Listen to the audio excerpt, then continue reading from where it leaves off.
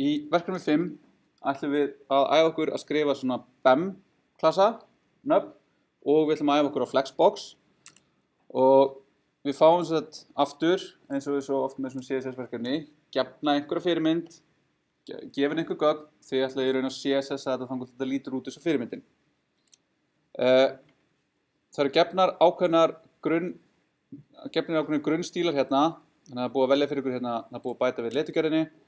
það er búið að bæta við main sem er með þá einhver container sem alltaf að vera inn í og það er búið að setja einhvern bakgrunn hérna á eitthvað sem heitir cards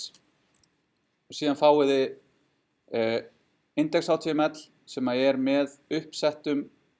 gögnum fyrir þetta verkefni og hérna er í raun einhver div sem er í raun alveg ber. Það sem þið ætlaði að gera er í raun að búa til svona BEM-klassa á þetta hérna. Þannig hérna til dæmis myndi verða h2 class card __ title eða __ headline eða __ eitthvað sem að gefa til kynna að þetta sé fyrirsögnin. Og þá getið þið búið til punktur card __ title til þess að setja stíla á nákvæmlega headlineið á þessu. Og síðan ef við myndum breyta þessu yfir í h3 þá myndi það bara breytast yfir í h3 og við myndum halda í raun sama stíl á þessu. Síðan er í raun þarf að nota Flexbox til þess að láta þessi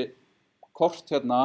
haga sér inn á þessum cards container þannig að þegar við erum í 1500 pixla breiðum skjá þá séu 3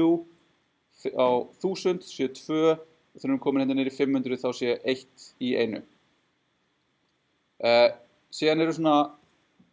það þarf að nota Flexbox til þess að raða þessum kortum inn í þennan container en síðan innan hvers korts þarf aftur að nota Flex til dæmis til þess að birta myndina á textan hérna hlið við hlið eða til þess að birta þessi tök eða hvað sem við kallum það hérna neðst í samhengi við í raun titilinn, þetta content